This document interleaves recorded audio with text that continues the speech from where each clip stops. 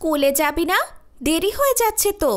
না রে, আজকে মা স্কুলে যেতে মানা করেছে। কেন? আমার একটা শারীরিক অসুবিধা হয়েছে, যা আগে হয় নাই। কি হয়েছে তোর?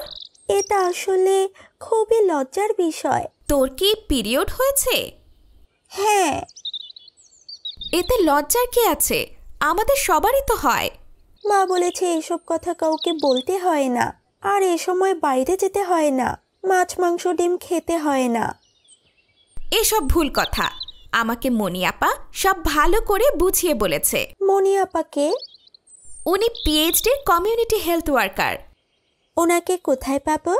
উনি তো প্রতিদিনই এলাকার বিভিন্ন বাড়ি বাড়ি ভিজিট করেন।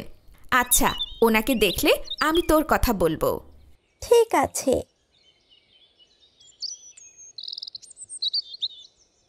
মাসিক বা পিরিয়ড একটি স্বাভাবিক শরীরবৃত্তীয় বিষয়, যা প্রত্যেক মেয়ে বয়প্রাপ্ত হওয়ার প্রারম্ভে হয়ে থাকে।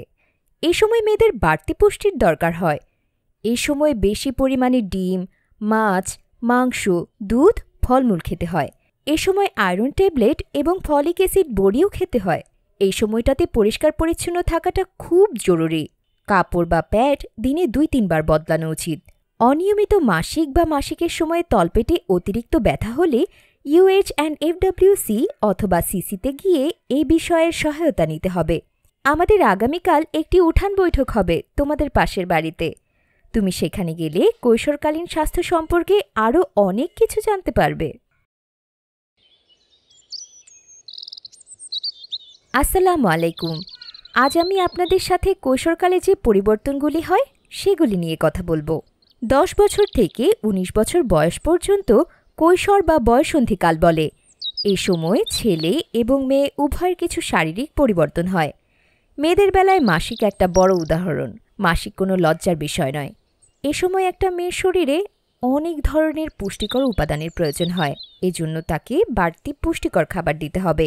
পাশাপাশি আয়রন ও ফলিক অ্যাসিড বড়িও খেতে হবে। স্যানিটারি প্যাড ব্যবহার করতে হবে। ব্যক্তিগত পরিষ্কার পরিচ্ছন্নতা নিশ্চিত করতে হবে।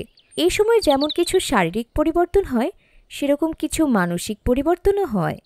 যেমন বিপরীত লিঙ্গের প্রতি আকর্ষণ বোধ করা, লাজুক ভাব দেখা দেয়, বড়দের মতো আচরণ করা ইত্যাদি।